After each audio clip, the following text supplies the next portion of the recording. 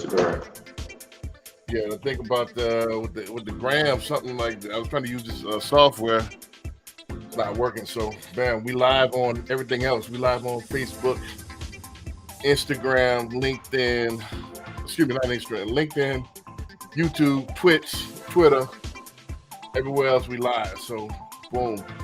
All right, so we're gonna start off this, this conversation this afternoon. We're not gonna keep y'all too long, man. How we came up with it is every week, once a week anyway, we have a conversation talk about the landscape of real estate anyway. So we decided to just go ahead and make it content, man. You know what I'm saying? So that's where we came up with it.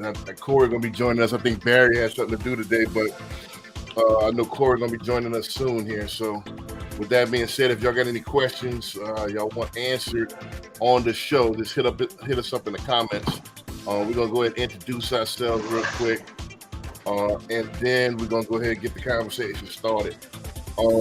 Again, my name is Brandon B. Dixon, NMLS 1541210. I am a mortgage broker.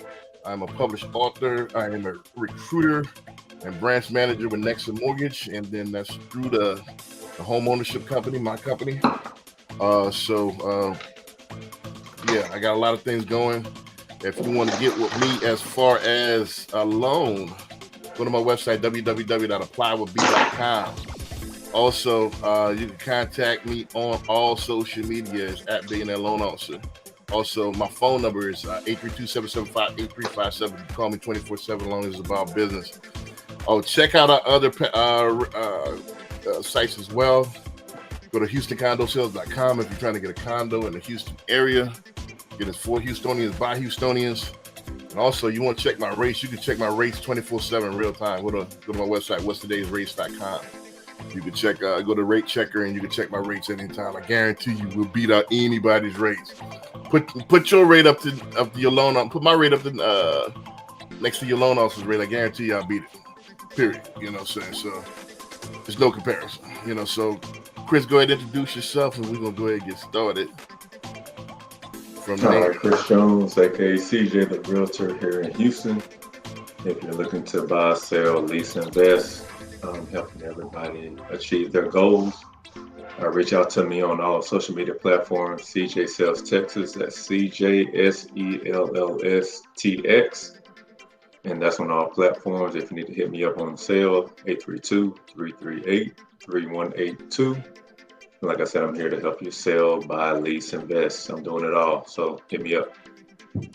Gotcha. And we're waiting on Corey. Corey should be popping up here in a second. But other than that, we're gonna be talking real estate, man. Put your questions and answers. Questions in the actual comment box, and we're gonna answer them on the show. Go ahead and put your questions in. And I want to welcome our Twitch audience. This is our first broadcast on Twitch. We got Rumble as well. So the Twitch audience, the Rumble audience, I'd like to welcome you. You know, this is our first broadcast on these platforms.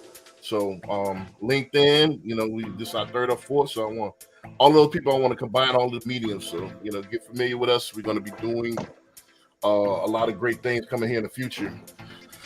All right, so let's get down to the conversation, man. I know I wanted to talk about one thing for sure, and then I'm gonna just open it up, man. I just open it up to you from there. But what's up with the pandering going on lately with these trying to get these loans for minorities? Now we got Legacy that stepped up, and now they trying to do 100% financing and a grant, and they trying to do something like Bank of America doing, and they try to target quote unquote black homeowners. What's up with the pandering, man? What you think? What's going on with it? Man, it's all clickbait, man. None of these loans are new. Hey, you're in the loan business, so you know that. Right. But it's like, as soon as one gets traction on one thing, everybody follows suit. To me, it's like there are really no real leaders out here as far as innovation. It's a lot of followers. Right. Yeah, there's lenders all the time that do 100% financing. That's nothing new. There's grants available. So that's nothing new. It's all on how you market it, and so I'm just wondering why all of a sudden, since the rates are high, are they saying that, hey, we will buy when the rates are high? We don't like the land, so what are they saying? Because none of this stuff, you can get this, anybody can get this. Think about it. Anybody can it. I don't know if it will be quite legal. I think it would be discrimination for you to discriminate against somebody, skin color. I think they outlawed that in the 60s, right? So how can you have it could be marketed toward, but you can't exclude anybody from getting anything. So that tells you right there that it's not really an exclusive loan. There's 100% financing. You can just say what you consider yourself. So I don't think, I think it's like you said, it's clickbait. I'm not knocking those who might need it or might, but if you want something, I got 100% financing year round. I got grants year round, and I got 2-1 buy downs, 3-2-1s all year round. So it's nothing new. It's nothing. Exactly. All he did was remix it, put a new stamp on it. Yep. So and that's what it is. It's like once people found out affordability is down because interest rates are up, they're thinking that people are getting creative, but they're none of them recycling the same thing that's been out here. Right. Yeah, it's been out here for a minute. My thing is as well, I think it's better products than 100% financing, because 100% financing, you got no skin in the game. They're gonna underwrite it super duper hard. They're gonna want all these feel good conditions. Then number two, they're gonna Hold on, stop before you go there. People don't know what you mean with underwriting hard. Tell them exactly what that means. Well, underwriting, when they have these programs with not a lot of skin in the game, they're going to come up with these conditions, that they want to feel to make themselves feel better about the loan, because you don't have a lot of money paying down, so it's extremely risky. So they're going to want all these, all this different paperwork. They want you to produce all these letters of an explanation. They want, They going to want all of this different stuff that makes them feel good about the loan, because that way, don't forget that all of these lenders are just packaging up so they can sell this on the secondary market. Mm-hmm. So they want to make it look good for who's going to purchase it on the secondary market. That's why your loan gets sold in like 30 seconds. As soon as the ink dries, it's going to be sold. As soon as you close. As soon as it closes, so they package it up, sell it on the secondary market. So they want to make it look attractive. So they're going to add all of these different conditions, and this, so it's very, very, very easy to go ahead and sell. So, which makes it a tougher loan for you, because you got to manufacture all these documents, and then documents that you don't necessarily have. They want you, not create, but you got to come up with, So, and especially with big banks. Big banks are notorious for good conditions, the underwriters pretty much are the hierarchy over there. There's no pressure that you can put on underwriters, on a big bank. See, with correspondent lender, at least you have that actual correspondent lender, that management. Hey, we need to, clear that condition. Or even with on my side, the broker, you have the actual broker house say, hey, listen, we need to get this pushed through because we have so much volume with your particular lender. So there's no leverage, So they work for the bank. They are the hierarchy of the bank. They are the gatekeepers. So you have one shot, with a bank, and that under is up to that underwriter. If that underwriter's not feeling well that day, or just don't like that file or something, he or she might condition the hell out of that file. Right. So, and then it's stuff that you might not be able to get, or your loan officer is not articulate enough to actually clear the condition with them, or ask the question to get the condition cleared. Ask the right question to get the condition cleared. Mm-hmm. So this isn't as easy as it seems. This is very, very, very. It's a skill. Right. Especially. And that's the thing people don't realize. Like they watch like the HGTV. Right. And they see like people looking for a house. They see a commercial. And they see them find a house. They don't know what goes on in between.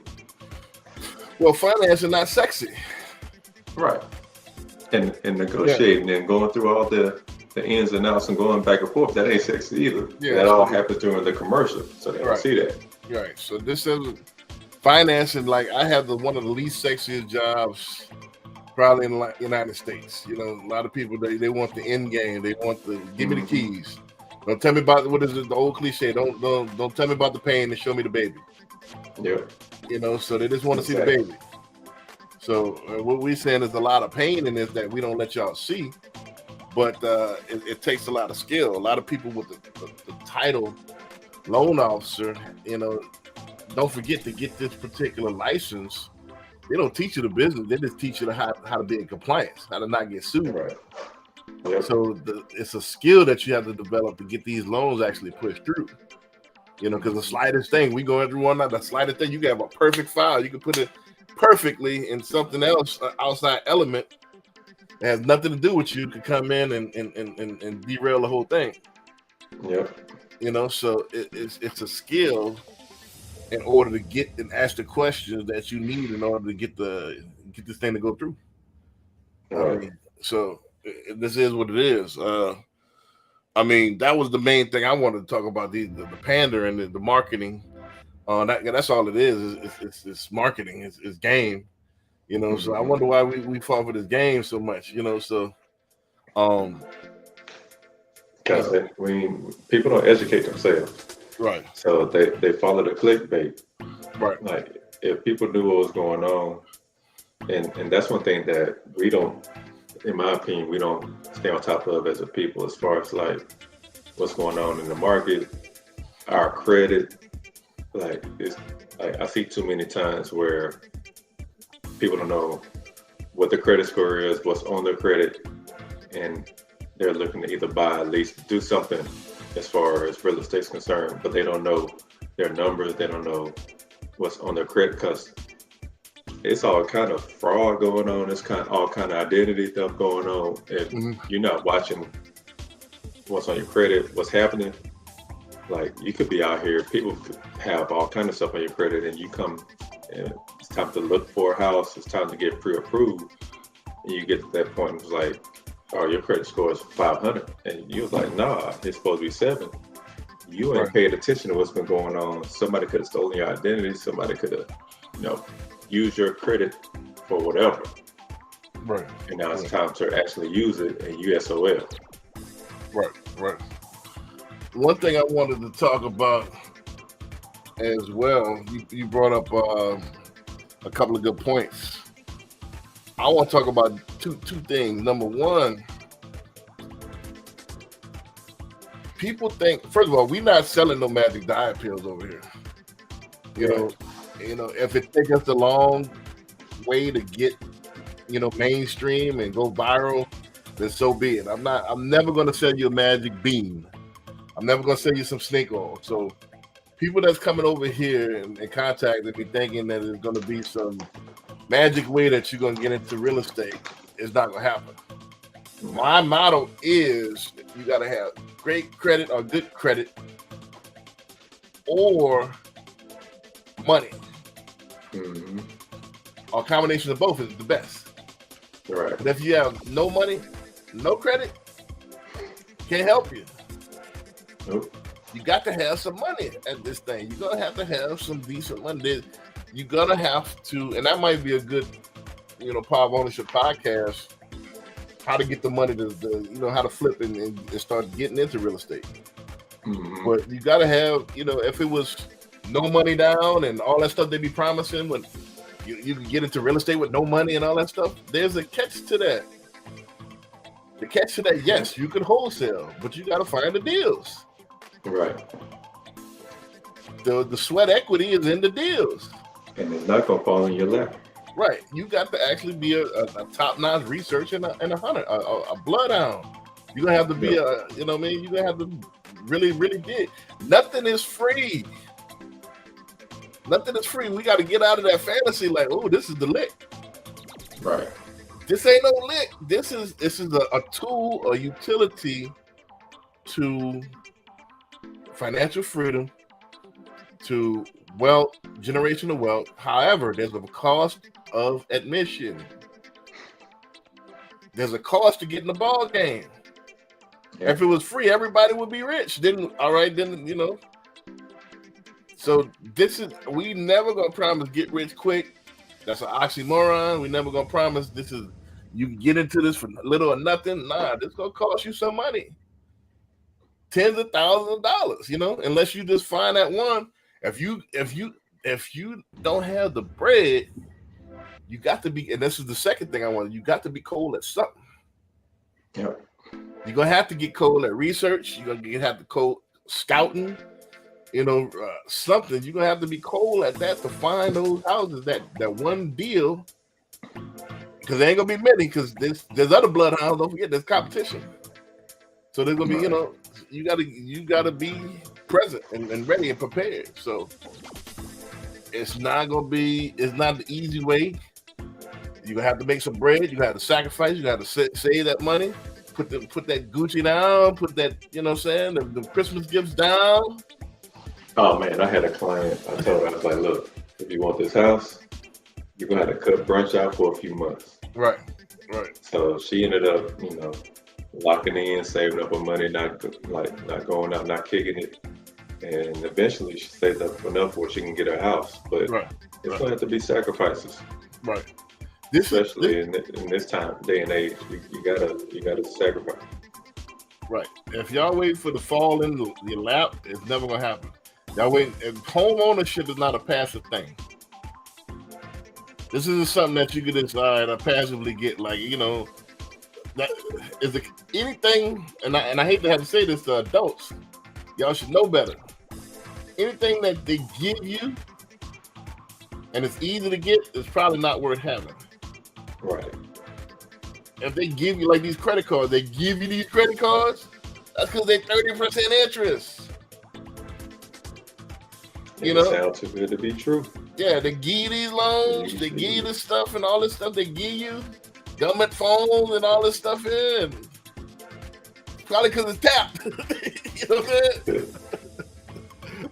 You understand what I'm saying? So, yeah, you got to, you know, we got to wisen up, man. Anything, home ownership and especially an investment is not a passive thing. This is something you got to be actively involved in, and you got to really want. You got to want it.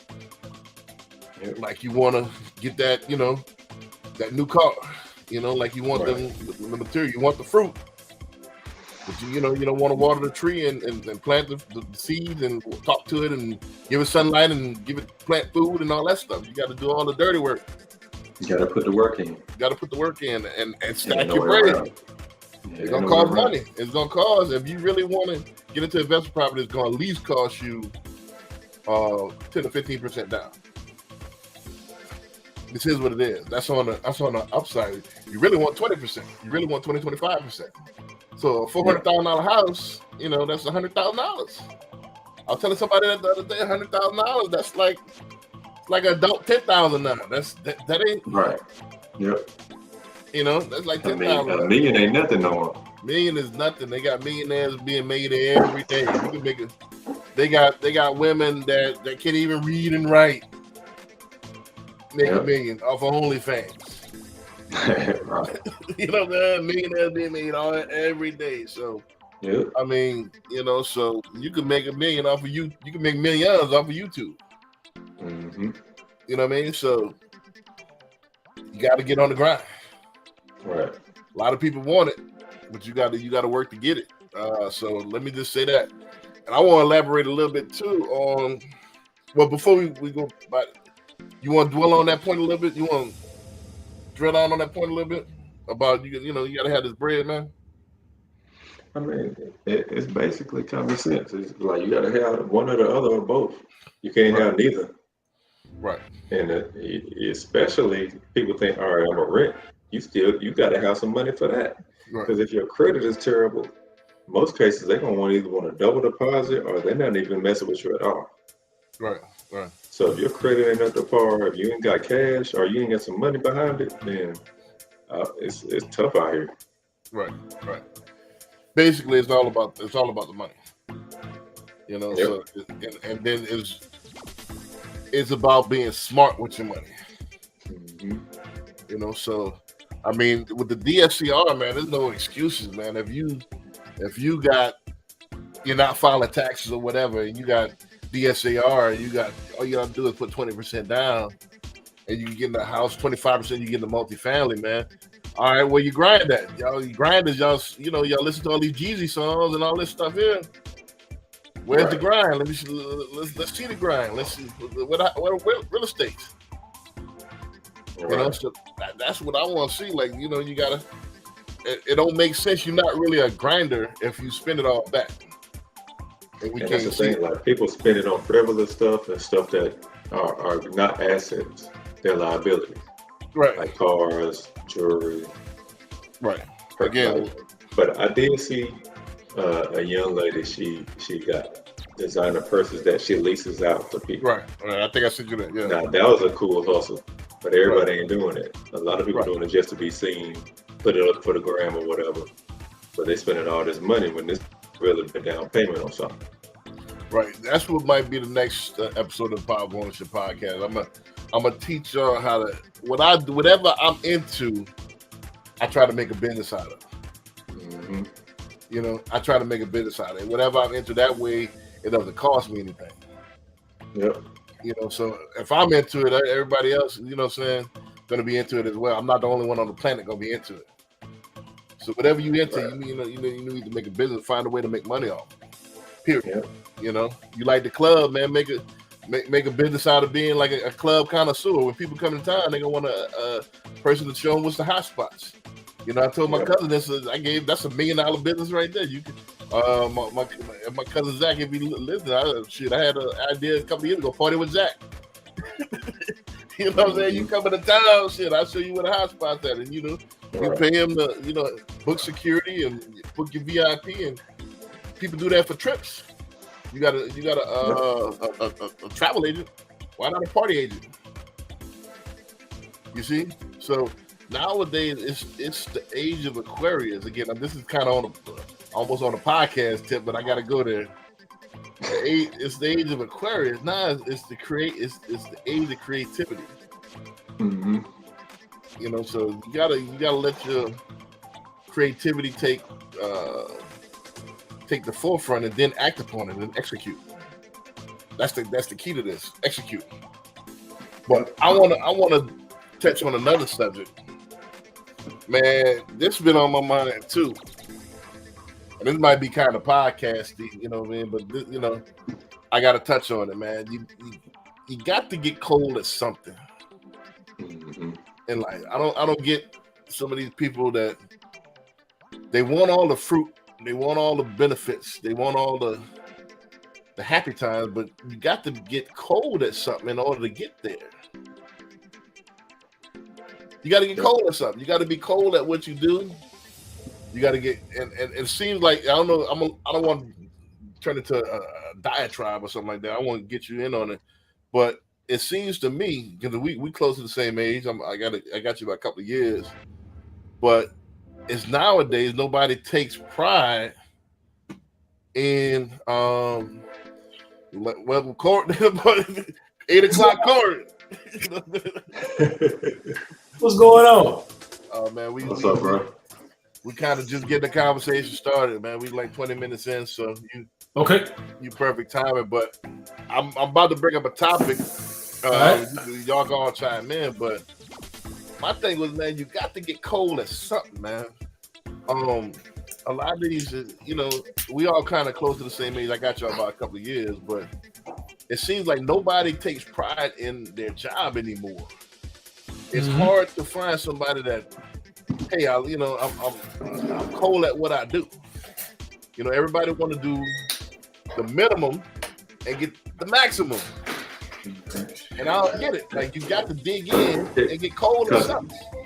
They always talk about the multiple streams of income, but people don't realize, like, you got to be a master of something first. Like, a jack of all trades is a master of none. So you can do a lot of different things, okay, but if you ain't excellent, you ain't like phenomenal at what you at the one thing, then you ain't gonna see success. Like you might do all right, But you trying to do a whole bunch of things at the same time, it ain't gonna work.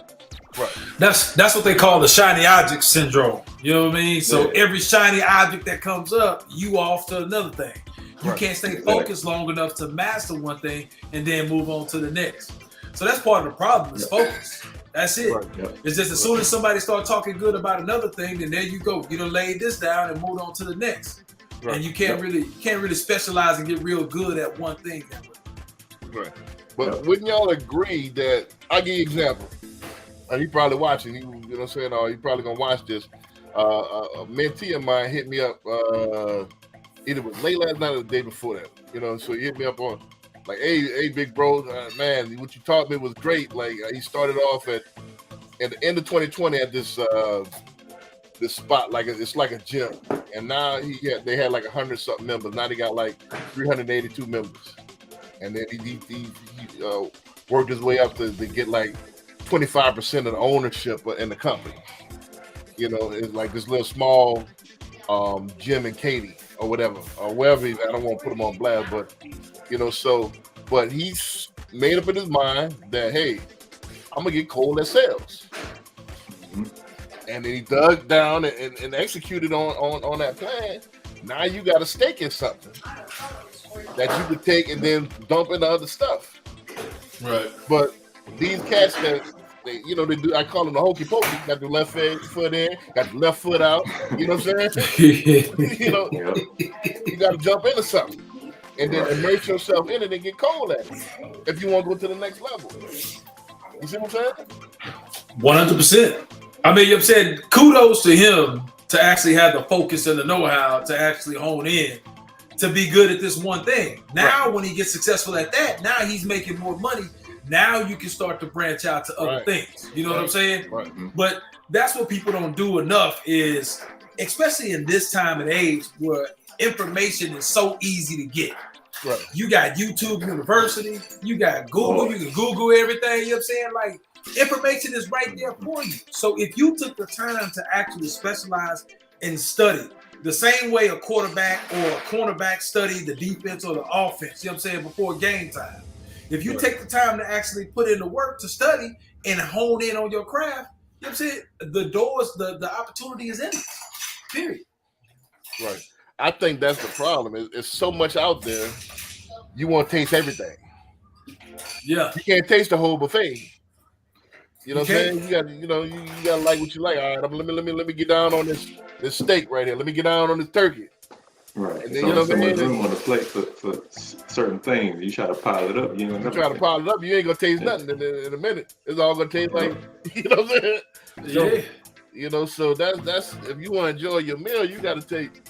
I think you said that the other day. My mentor used to say that all the time. What's the best way to eat an elephant? A chunk at a time. Mm-hmm. So you got to get cold at something, man. I think that's the problem, man. Like, and we and these young boys, man, they go through life. You know what I mean? They want what you got, but they don't want to do what it takes to get to what you did to get there. They don't put forth the effort. Instant gratification, man.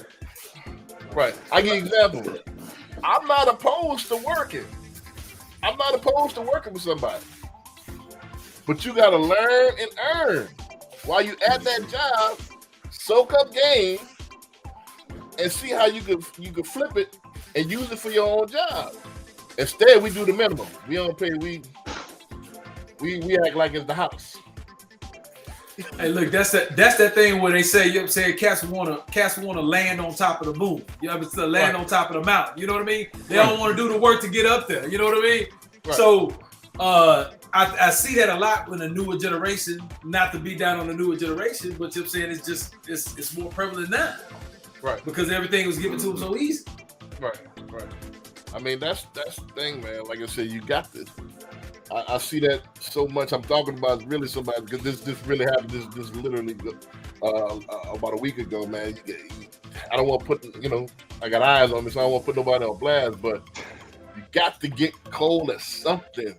Mm-hmm. I chose getting cold at sales and marketing. It just, and then from there you could build empires. You really, everything go through sales. Everybody want to. I don't want to be a salesman. I'm not a salesman. They got all of these, initials on the back of their name. and nobody knows what that means. But why? Just say you a salesperson. That's what you are. Yeah. But they everybody in sales. Everybody in sales. Everything is sales and marketing. Mm-hmm. Pet rocks got sold. So you can have the worst idea, you can sell in marketing. You can make dude made $1 million off of and made $1 million off of rocks back in the 70s. And the dude and his partner owned the quarry. So he ain't paid nothing for the rocks. All he did was put a rock in a box and named it. Sold it. For real. Sure. Anything can get sold, man. So you can have the best idea and you don't execute it right, you gonna lose money.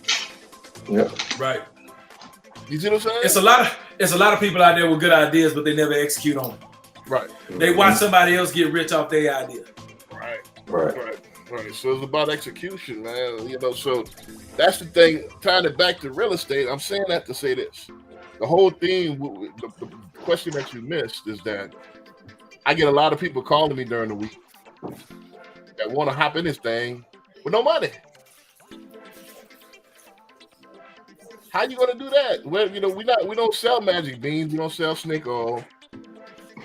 They've been watching that get rich. They've been watching that get rich quick schemes and commercials and infomercials too much. Even if you can, there is a way that you can get into real estate with no money. However, it's going to be the same equivalent to money in sweat equity and know-how and effort. There is no passive way to get rich. There's a passive way to earn income, but you initially have to put that effort into that first. It's not just going to drop out the sky. Right. So I'm saying that to say this: a lot of people having issues with coming up with the bread. How you going to real estate? First thing first, you got to get your bread. Man, I think that's a state of mind, though. In my opinion, I'm saying people have difficulty of coming up with the bread, but I don't think they're willing to do the sacrifice of what they can do, in order to come up with the money. There's always an excuse why they can't do this or why they can't do that. Right. It's almost like the excuse feels better than the execution. 100%. So, and you got to ask yourself, that's a mean conversation with yourself. Because I had the same conversation with myself when I decided to become a winner. You got to ask yourself, what feels better, the actual win or the excuse? A lot of people like to tell a story. Hey, man, see what happened was. You know what I'm saying? Yep. And that feels better than the actual win. You see what I'm saying? What happened was ain't gonna get you no results. Well, see, the thing is that the excuse temporarily feels better because there's no pressure. Mm-hmm. You see what I'm saying? Yep. So You let yourself off the hook. You let yourself off the hook. So damn, all right, I failed. I don't. All right, so let me go ahead and use my creativity. The same energy I could have been I could put into actually making a win. Let me go ahead and put this in this elaborate story. See, what happened was 3 leprechauns came down and you see what I'm saying? Yeah. And they tell this elaborate story, and a couple of people might buy it. That's in the barroom that might buy it to make you feel good, but the results ain't there. Right. And that's it's a bottom line world. It's all about results. It's winners and losers. What's the bottom line? Yeah, I could go the rest of my life and say, man, I was in college. I had a knee injury, man. That's why I used to work out. I got to do all this talking and stuff. But if I'm all to the room ripped, I ain't got to do no explaining. Yeah, you can see the results. You see what I'm saying? If you a winner, you should be. Where these houses at? Where these, where these go? You should be able to see it. The rest of it, you got explaining to do. You know what I'm saying? So, but something you got to ask yourself: does the explaining feel better than the actual win? You know what I'm saying? Yep. So a lot of people, I don't understand the mindset. Maybe I guess the stories kind of help them cope insecurities or something. You know what I'm saying? Like, it's just like, man, either you want to do it or you don't. Even when it comes to this real estate stuff, a lot of people have psyched themselves out to believe something that's just not true. You know what I'm saying? Yep. A lot of people, some like, man, I'll never be able to get a house. You know what I'm saying? Just because you went through COVID and lost your job, you know, made a couple of late payments, or you had to let a couple of credit cards go. They've automatically written off buying a house for the rest of their life. And it's unfortunate, but it happens. Man, dude, you tapped into something that's powerful. I'm gonna let you go, CJ, in a second. But I just came from Detroit, and I sat next to Matt Grilla, who's one of the owners of Nexus Mortgage. Him and Mike, co-own Nexus Mortgage. So we were talking on the way from the hub. I should post the footage here in a second. On social media, y'all look. I'll post the footage here in a second. But we talked about these invisible limitations that people put on themselves. Yep. Who told you can't do this and such? That's limitations people put on themselves, and they conjured up this fake world that only themselves live in. Yep. You know what I'm saying? So, and they put it all on themselves. Yep. You know what I mean? So you done made yourself a prisoner in your mind. You know what I'm saying? Yeah, go ahead. No, I was just gonna say, I'll tell you what adds to it is you done made yourself a prisoner in your mind, and you got your family around you to be the guards. You know what I'm saying? Right. They support your thinking in this way. Right. Wrong as it is. They have no certification, you know what I'm saying? They don't do real estate on a day-to-day basis. But just because they're supporting you, friends, family, whoever it is, they're supporting you in this imprisonment of your mind. You bought into that mentality. Like, you might have been on the trajectory to make it happen, but then you bought into what they were telling you. Yes. And now they just snatched you off. Yeah. Well, Grant Cardone talked about this in his book, Be Obsessed or Be Average, that family members, especially those who are older, will try to talk you out of their dream because it make them, because if you achieve yours, then they're gonna have to justify why they didn't go after theirs. Right. And that makes them feel uncomfortable. So they're gonna try to slow you down so that you can be in the same party, you can be in the same boat. Like they said, misery loves company. You know what I mean? Yeah. So they're not just that, they're speaking out of fear too. Right. And so that's why that's why they're in this position they're in, because they've been living in fear. So they're gonna project that onto whatever you're doing. Right. Because the limitation that they set themselves, they try to enforce that on you. I just had to end the conversation. I was trying to get a friend of mine on the panel, and I just had to hurry up and get on the phone because I don't know. I don't like that limit, that fake limit mindset. Like who taught you this? Right. And that I just want to go on vacation and chill. You know what I mean? Mentality. Like you got to get cold at something in order to get to that. You can't just coast and then all right, this is my goal. Don't forget, you just said something about jump on the moon. It's like my old cliche is like shoot for the stars. So if you land on a tree, it's higher than the ground. But if your goal is already the ground, you're gonna be underground. You ain't lying. You ain't nowhere to go from there. Your goal is to chill and go on vacation. So if that's your, that's your output. Well, that's your whole goal. I just don't get it, bro. I don't get it. It's the pessimistic mentality, man. You know what I'm saying? Like, we just talked about it on the last live that we did, right? You know what I'm saying? Like, majority of the millionaires in the world has gotten their money through real estate. Right. Or, it's continuing to build their wealth through real estate. Right. But you still got a lot of people that would actually make themselves believe that, no, I don't want extra house. I don't want to invest in real estate. Right. Because, I don't want to deal with tenants, toilets, and taxes. You know what I mean? Like, regardless of the successes and what everybody else is doing, regardless of the how you can better your life, people kind of imprison their mind. Right. They already thinking negative. You know what I'm saying? I don't want to deal with 2 a.m. calls about a clogged toilet. Well, you don't necessarily have to deal with that. Right. But nobody takes it a step further to educate themselves. They just get stuck in their mind. That's it. It's a middle thing. Well, the thing is, they like the fruit, but they don't want to plant the tree. We said that earlier in the broadcast is that, if you don't have a target, what are you shooting at? So, you say that you want to go on vacations and you want to chill, what does that look like on a pragmatic viewpoint? All right, how much money you gonna need to just chill? Don't forget about inflation and all that stuff. You're gonna need to damn near be a multi-millionaire if you want to just chill. Yep.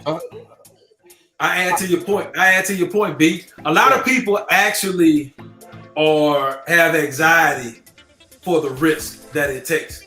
And your example that you use about planting a tree, a lot of people want somebody else to plant the seeds, let the tree grow, let the fruits come out, and then they want to invest for the same amount of money that they were supposed to before the seeds was planted. You know what I'm saying? It's like you can't wait until it's already here, success is here, and then now you want to jump on board.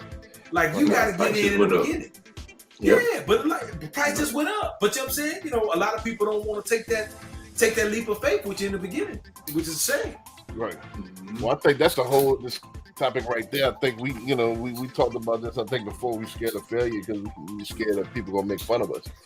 You know what I mean? So we scared the fall on the ground. But shit, you know, if a toddler took that thing, if you scared to fall, and he just man, hey, this walking thing in for me, man. You see how I fell last time? I ain't gonna mess with it. You'll never walk. Right. You know what I mean? So you gotta people. You know, in the top 1%, look forward to fail. You got to fail forward, you know, and you got to, you know, it's part of the game. Just like, you know, there is no destination happy. You know, in order to get to happiness, you know, there are tough times. There are stuff. That's all part of it. You invite that so you can enjoy the win. You can enjoy the victory. You know, but if you want to just win all the time and be happy, that's not realistic. You got yourself into something else, you know. So it's just the mentality, man. It's just the mentality of wanting something for nothing. And how can you want to live where you don't have to work anymore without being a millionaire?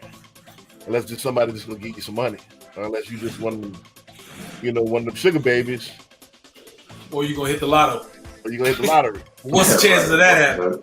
Right. So, I mean, so you got to be, and millionaires in love with the work. So you got to be cold at something. You can't get through. You got to be cold at something in order to get to that next level. Whatever it is, you got to be cold at it. You can't dibble and dabble, you know. And you got to get cold at one thing at least, and then that's going to catapult you to the next level. Then spread yourself from there. And to me, like it's like everybody has their own purpose in life. Right. And too many of us are focused on making money versus, you know, walking in our purpose. Right. Like you can be chasing things for this bag this whole time, and all of a sudden, hey, I don't even like doing this no more. Like I ain't interested. I'm bored. I don't like doing it or whatever. So all that time you invested trying to get this money quick, it's just thrown out the window versus going after and fulfilling your purpose and going after your passion and being cold at that. Right. And like they say, you'll never work a day in your life if you're doing what you love. Right. Yep. Well, that's trying to chase a bag and trying to see what everybody else doing on Instagram. Right. And that's another thing is like a lot of people and somebody I had a show about this like a year or two ago. You know, you gotta look at your own mirror. A lot of people want your mirror. And you know, and especially if you're successful, a lot of people want to mirror you, and they don't even know the half of the stuff that it takes to get to this level. You know, a lot of people just, you know, and that's just what it is. If you looking at somebody else's mirror, you'll never be yourself. And like I said, we all designed to have something to contribute to the betterment of society, but you'll never find that out if you try to be somebody else. You can't be yourself. Right. You know what I'm saying? So you got a lot of people, you know, like I said, back to full circle. A lot of people used to, if you was a janitor, you'd be a cold janitor. Nobody could wax the floors like you. You know what I'm saying? Everything, you know, you buffed them, you know, the toilet seats or whatever, you know, it'd be cold, you know what I'm saying? Boys sliding out the toilet seats. You know what I'm saying? So, you know take pride in what you do, that's it. If you was a basketball coach, you're the coldest basketball coach. You know what I'm saying? You're a crosswalker, you're the coldest, you know, hey man, ain't nobody got hurt on my watch. Yeah. Nobody don't care because they chasing the luxury bag and they think that, hey, if this ain't making me $1 million right now, it ain't gonna lead to nothing. So I'm not gonna pay this attention. And the whole thing is, if you want to get, let's take the janitorial route. If you're the coldest janitor, then all right, I've been doing this X amount of years. I know everything from janitorial from A to Z. Let me start my own company. Now I can train and duplicate myself. So I can, hey, I know everything to do. Let me go ahead and get a trainer or somebody like me to sell and market, and let me implement what I've learned and then scale from there. And then that could make me the $1 million. But you got to be cold at that one thing. That's the thing, B. Nobody wants to put the 10,000 hours in. Right. Like this, in order to master something, you got to put in 10,000 hours. Right. Nobody wants to do that no more. It's all about getting that bag quick. Right. But I tell you what's so bad. Go ahead. Yeah. Go ahead, see. You finish your thoughts, any quick bag in most cases don't land you in jail. Right. Yes. 100%. Because you eventually gonna get caught. But I'm saying I tell you the powerful thing that you just said was a lot of people, you're saying, kind of anxiety and their scaredness come from the fact that they may not know something or they may not be good at something. Right. And what you talked about there is that you can always hire somebody to be good at what you're not good at. Right. So it's never an excuse not to chase your goals, or it's never an excuse not to be able to excel in whatever it is that you want to excel at. Right. So you're saying, if you read books all the time of CEOs talking about, I can't be the smartest person in the room. Right. I got to have smart people behind me because I can't be everywhere and do everything. I can't be good at everything. So I have people that specialize. It's just like the president. The president doesn't necessarily know and specialize in all these different fields. He has these meetings where he has somebody in charge to actually give him recommendations, give him all the information, and then he makes the decisions from there. You can do the same thing as a CEO or chasing your passion for your business. You can do the exact same thing. So don't be scared because you're not good at something. Right. Because it's always always hire somebody smarter than them. Always. Well, that's the thing. We watch too much, Tommy and Ghosts and Scarface and all this other stuff that we don't trust nobody. New Jack City. And that's part of the reason why we have this Arrested Development, because in order to get to that big bag, you're gonna have to grow up, and part of that growing up involves trust. You got to be able to trust you. Because think about it. Think about our mind state coming from, the hood. You don't trust the white man. You don't trust the black man. You don't trust your old lady. I don't trust nobody. And that's why we got a lot of solopreneurs where you're a caterer, you're a barber, you this, where all depends on you, and you get hurt, you stop, and the money stops. That's why we don't have the big corporations, because we don't trust nobody. Or we have the arrogance to where if you do get cold at something, you know what I'm saying, and I'm guilty of that myself. I raise my hand like a file or somebody, I filed them. You know what I'm saying? So I raise my hand that you do get cold at something. Your arrogance blinds you to where you think you know it all when you can't collaborate with somebody. And that's why I'm older, get to the point like, damn, man, if I'm cold in my field. Let me go ahead and outsource the stuff that I'm not cold at in order to get this next bag. Right. You know what I'm saying? That's part of the Arrested Development as well. A lot of people outside the communities, they it's already innately in them. But it's baked in our culture. We got to come from this, you know what I mean? This fear of everything, this non-trusting and this and solo thing where we got cameras everywhere, and that's why we got one location. How many franchises we got? You see what I'm saying? How many that's all over from. Think about it. Really think. You got black-owned businesses, but they one-offs. Yeah. How many coast to coast you got?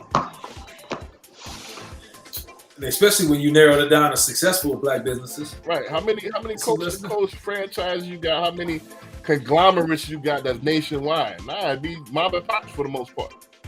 Yep. You don't trust nobody. Yep. And it's a shame it's that way. But I think eventually it'll start to turn.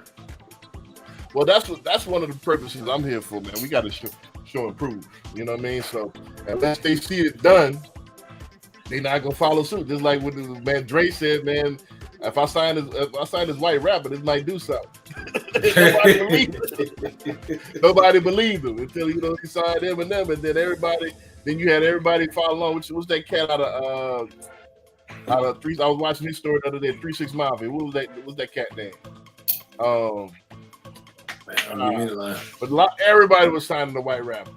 That's Pete Master. You know, he signed a white rapper. You know, but Dre did it first. Yep. Timberland signed one. Everybody was signing one that one. Yeah. You know, because Dre did the actual blueprint. And that's how people, unfortunately, is Mogi see, Mogi do. Yep. Mm-hmm. You know, it's like, till we see it done, till nobody has done quite what I'm attempting to do. Get a bunch of us together and take it where it's a nationwide thing. And it's a household commodity type thing. Nobody's ever done that. We either start it off and get, you know what I'm saying, boom, and then sell out.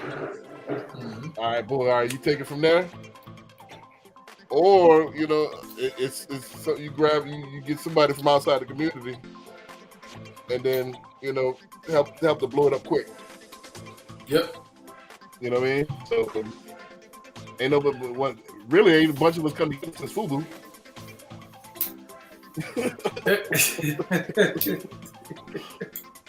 Man, it's FUBU. No, you had FUBU. You still got Sean John.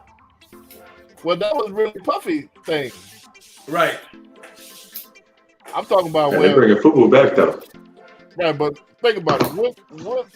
What company in our community where it was a collaboration? Where it was 3 or 4, 5 cats got together. Hey, I'm listening. Yeah. Everybody doing their own thing. Yeah. Everybody wanted their own clothing line. Everybody wanted their own liquor brand. Yeah. Like it ain't. Nobody wanted to come together and create something. That's what I'm saying. I'm listening. I'm a research dog. You know what I'm saying? I'm listening. When have anybody collabed together besides FUBU and then, you know what I'm saying, hit that home run? Nobody. I can't think of anybody. That's what I'm saying. We don't collab. Like Chris just said it. Oh, he got a liquor. I'm gonna get a liquor. Yeah. He got clothing. I'm gonna get a clothing line. Right. But nobody would get together and actually do it. Right. Look, he got a label. I got my own label. I don't need your label. I got my own label. Right. Yep. And that's what Dr. Claude Anderson was talking about with Power. We do too much of horizontal growth instead of vertical. Everybody want to do their own thing instead of coming together. Everybody doing something different. I was talking about focusing on your purpose. That way we got everybody doing different things and being excellent and phenomenal at it. That way we can grow vertically and we can start getting these contracts where we, hey, I got a builder over here, I got a lender over here, I got an inspector over here, got contractors over here. I could spread this love with. We all trying to do the same thing. Right. Instead of collaborating. Yep. Like I said, man, think about it too. As far as on the flip side, let's take a mainstream. How many? They got what? 3-4 major labels on the other side. 3-4 major labels on what side? On the mainstream side. Yep. You don't see it. They got it. You talking about main record labels? You know, because they got a gazillion smaller labels up underneath the majors. I'm talking about how many rock and roll labels they got. Oh yeah, it's only a couple of them. That's what I'm saying. We the only one that got you got Fifth Street Records. You know what I'm saying? You got 6th Street Records. You got 7th Street Records. Yep. We the only one like that. Yep. You know what I'm saying? Yeah. So and on the mainstream side, they collab, man. They we merge, boom, boom. We go through the same thing, man. Mm-hmm. You know, so it's different, man. Like I said, it's like Kevin Hart said, we it's the ego, man. We don't want to collaborate. We don't want to. There's a bigger bag together. Yeah. Yeah. You know, and like I always said, it's a piece of a watermelon is better than the whole grape. Mm-hmm. You know, and like I said, we grapes all day. We grapes and blueberries all day. Yeah, You I know? mean, look at our neighborhoods. We got about 4 or 5 churches on the same street within 2 blocks of each other. Right. Yep. Right. Yep. It's all, you know, all individuals, man. And I talked about this, and nobody blinked an eye. I talked about this tennis in common that other nationalities do all the time. And I still have yet to get an application. Nobody even inquired from my from my community about this tennis. You know, you can put 4 people on one deal. You go on 20. All y'all get on 25% of the house. So instead of, you know, it makes perfect sense to me. Instead of struggling getting a $200,000 house, you know, y'all come 3-4 together. Y'all getting like a mini mansion. They automatically thinking about they can't get along with that many people for that long in the same location. We got the mentality we kick our kids out of 18. Like we trying to be out by ourselves and on our own for like from the jump. As soon as the kid is born, I got 18 years before they out of here. Yeah. Like they an adult by what they say in society, but mentally, financially, they ain't adults yet. Right. Well, my point is this: in your 20s, because I did this, you know, what I'm saying in my 20s, my first house that I bought in Houston, shit, we me and my business partners, we went into it together. It was a 3-bedroom, right there above Pearland over Almeda Genoa in 288. We got a house at like 120, 3-bedroom, nice house. We each had a room. We did that for like 2 years. Yep, stack up. And the note was like, you know, $1,100. We booked $300 each, and we stack. Yep. You know, and then when we sold that joint for like down at 2. So I had all that money that I paid. Boom, I had a nice nest egg to put down on the next house. There you go. Think about if I'd have read it, all that money going out the door. I had my own spot. I'm looking, you know what I'm saying? But when I go to flip, ain't no money in there. Right. But think about it, you know what I'm saying? And when you that young, all y'all gonna be at each other's houses anyway. So you know what I'm saying? Exactly. You might as well get one house.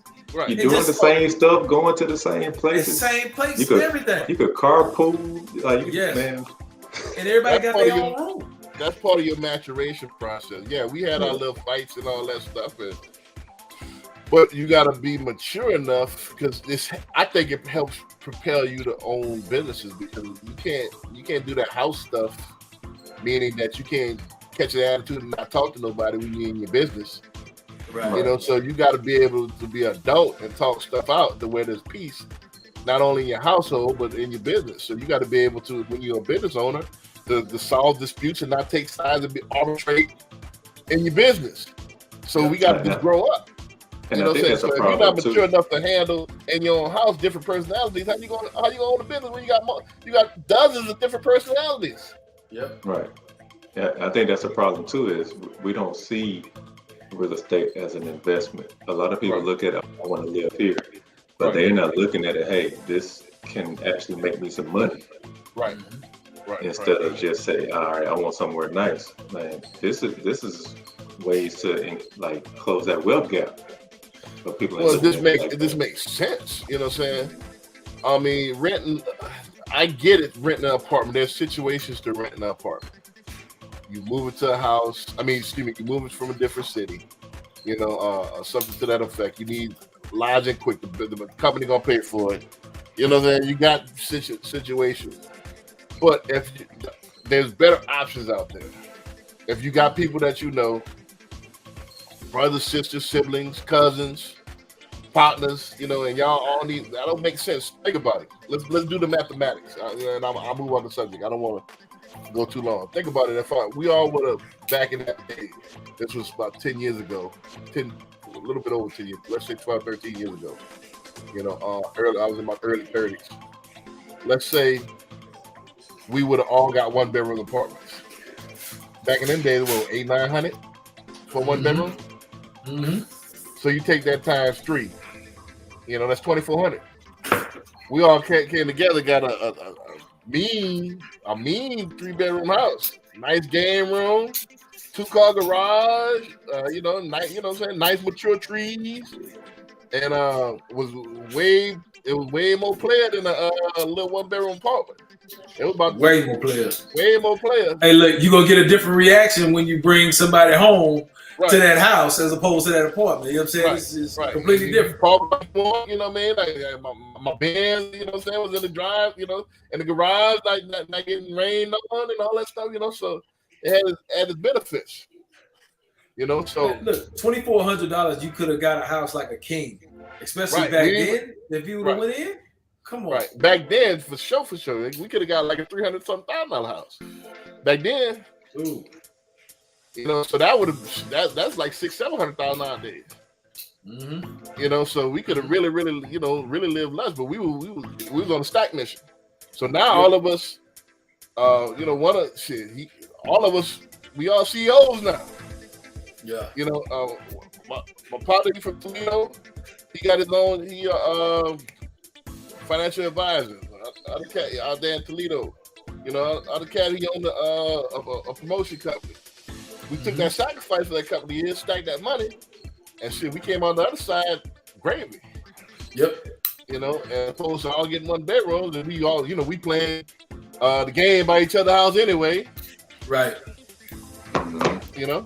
So it works out. But this is the thing, you know what I'm saying? Everybody can't have a CEO or a president mentality.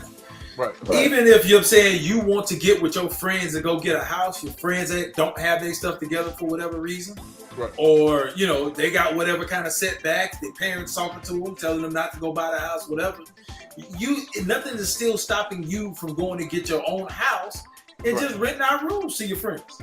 Right. But that's the thing. If they don't want to be smart with their money or they don't want to be smart with real estate, that doesn't have to stop you. Right. Or even go in, like, even if you're going together and it's time to sell, you get a bigger chunk of the pie. Right. Like, they may be good at something else that ain't got nothing to do with the money. Right. They may have the knowledge and skill set to, like, repair stuff around the house. Right. Well, so it just all depends on, you know, everybody's strengths and weaknesses. Right. Well, that's the thing. We don't look at it from a managerial spot. And this FYI, though, too, just a disclaimer. At that time, I knew them cats, but I didn't know them super duper well. Now we partners and stuff, but you know what I'm saying, at that time, I knew one of them cats, but the you know what I'm saying, but the other cat, I just had met. You know, so you got to take the chance at, you know what I'm saying? So, and you got to trust your maturation, you know, your maturity. You know, so, you know, we laid a couple of ground rules and, you know what I mean? And, you know, it went like that. Now, you know, again, everybody's different. You know, if you're not mature enough to handle that, it is what it is. But there's a way to do this thing, and a lot of people sleeping on it. Yep. You know, a lot of people sleeping on that. But it's just, it all goes back, all this stuff that we talked about. I don't know how much longer, we about 15 minutes over. Yeah, I was about to say, I got to slide in a minute. All we talked about is all about maturity.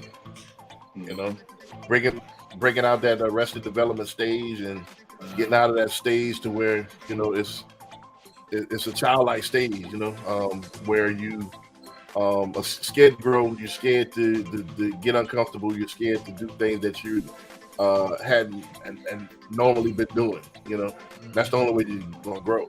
It's like when you work out, you do the same thing over and over. Eventually, you're gonna get to the point where your body stops growing. Right. Mm-hmm. You know I tell you what, you know what I'm saying, when it comes to working out, to use your analogy, you know what I'm saying, like the hardest thing is just to get started. Right. So once you get started working out, oh man, you good. You know what I'm saying? Like you don't want to stop. You want to go longer than you automatically thought you was gonna go. But buying a house is the exact same thing. You know what I'm saying? It's the biggest thing is just get started. Make that person this a phone call. Find out what you need to do to be able to get inside a home. Whatever your situation is, if you go in there by yourself, you go in there with 2 other people, 3 other people, whatever, the biggest thing is go buy a home.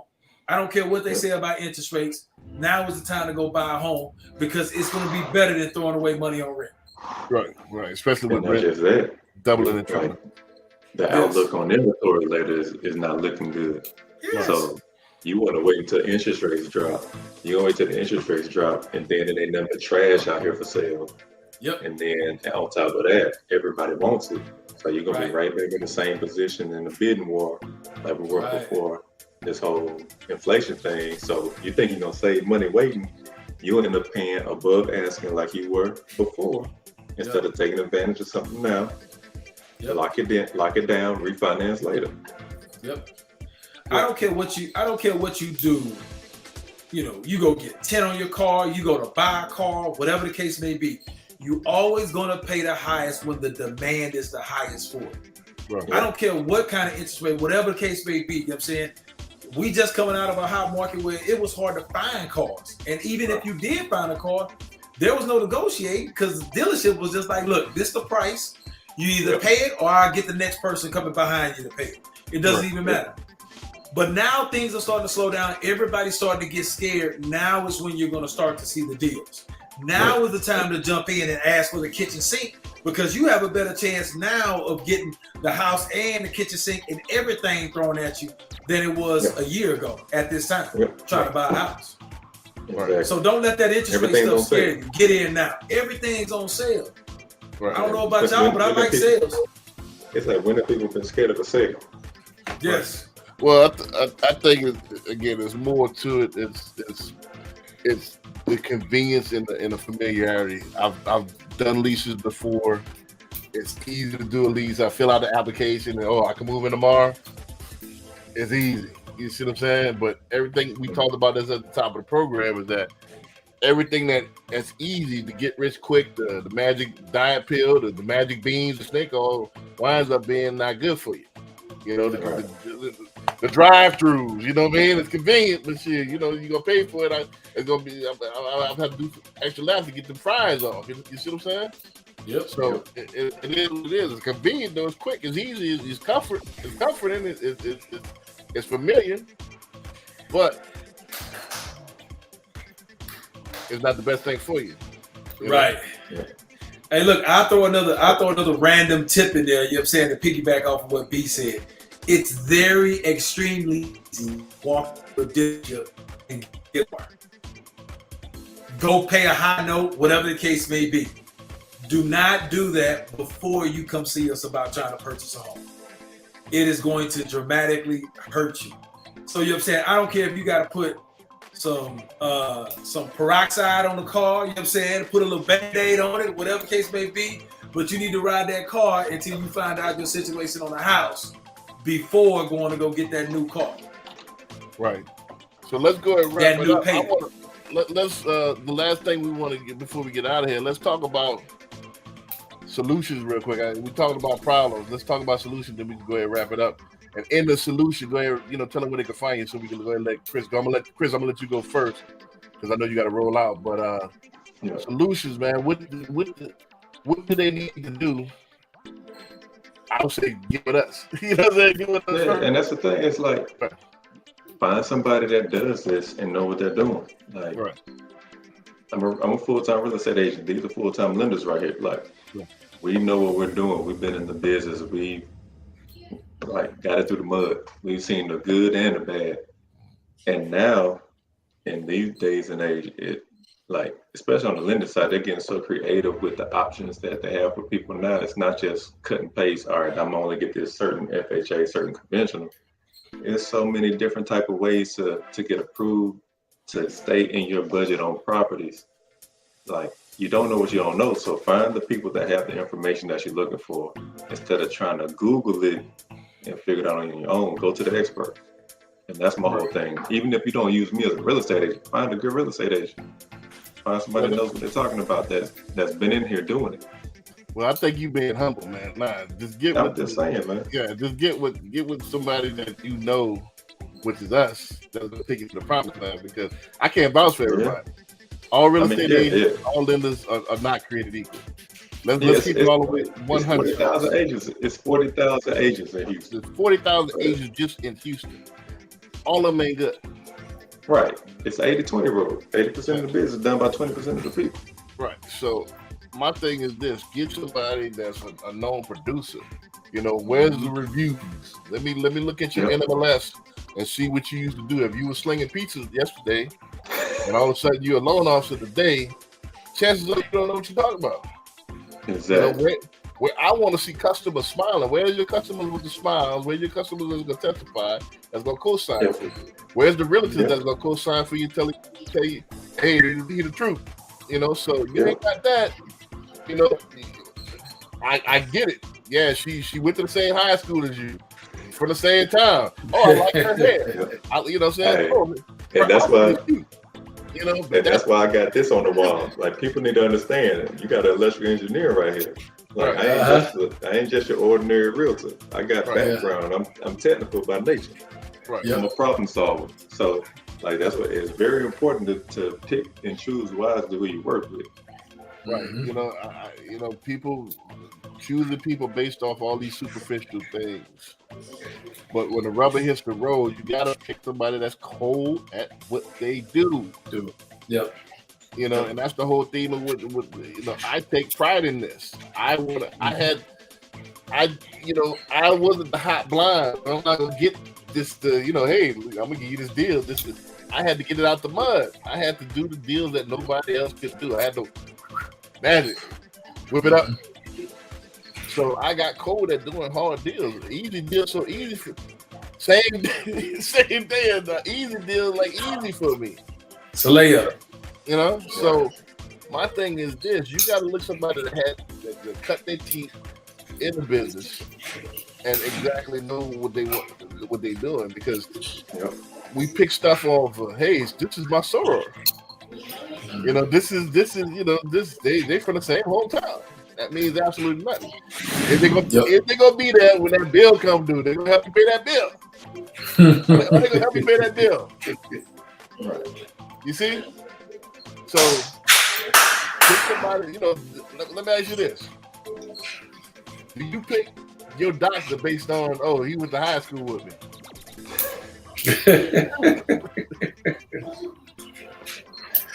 We from the same alma mater, so shit, I'm gonna go ahead and let you work on my brain. You can let you do my brain surgery. Right. You gotta do a little bit more research than that. Yeah, why would you let this the most important person in your life? You gonna pick it based on her dress cute. Hey, look, Kip said it's a bunch of people out there that's going to use those superficial things to be able to pick the partner that they want to deal with. If they do, it's no judgment, but when things go south, we'll always be here. Right. So I'm gonna say the solution is get with the winning team, man. Get with people that you see here, and let us go and take you to the promised land, man. I ain't dropped the baby yet. So, I don't plan on dropping any babies. And how many chances you got to drop a baby? None. you ain't get too many, you don't get too many chances to drop a baby. No. So I don't drop babies. You got what I'm saying? So and act like you gonna drop. Right. So that's the thing, man. You got to get with a professional that know what they're doing. So that's my advice. Get with somebody that know what they're doing and do your research. You research restaurants harder than you do loan officers and you do real estate agents. At least you read the reviews. Hey, is this food nasty or is it good? Yeah. Is the drink strong? Yeah. Drink strong? Yeah, you know what I'm saying? You research all that stuff. Yeah. Is it do they have great parking? Is it lit parking? Right. You know what I mean? So do that same research. I invite you to do research me. Look at my rates. Go to whatstodaysrace.com. Look at my reviews. I don't think I've ever had less than a 5-star review. So check it out. CJ, I really with CJ Corey. What's your? My thing is, you know what I'm saying, is that now is the time to get in and buy. No excuses. I don't care what article you read, who told you what, whatever the case may be. As the saying goes, you don't go to the electrician to fix the plumbing. You got a lot of electricians in your life that want to give you advice about your plumbing. Don't listen to it. Find a specialist in that field that's going to guide you and get you there to the promised land. Sure. Now is the time to get in, man, period. Outside of that, you know what I'm saying, if you need me, call me. Number's 832-297-7659. If not, email me, smithmortgageteam@gmail.com. Gotcha. All right, man, we're going to wrap it up, man. Again, like I said, I'm going to just go ahead and plug me one more time. www.applywithb.com. You can go book me on the Zoom calendar and everything from there. Man, let's get it, man. There's no more excuses. We waving our hand If you really want this done, you want to be an investor, you want to be a first-time home buyer, and in the state of Texas, Louisiana, Georgia, Florida, Illinois, or California, or anywhere, actually 50 states. None of them are broke. I can help you in 50 states. Well, 48. And well, 50 because I got Puerto Rico and Virgin Islands. So 50 states, excluding New York and Massachusetts. So just holler at me. Where are y'all at, man? Just holler at me. We'll get y'all right. All right. With that, we're going to say peace, man. Yes, sir. Peace.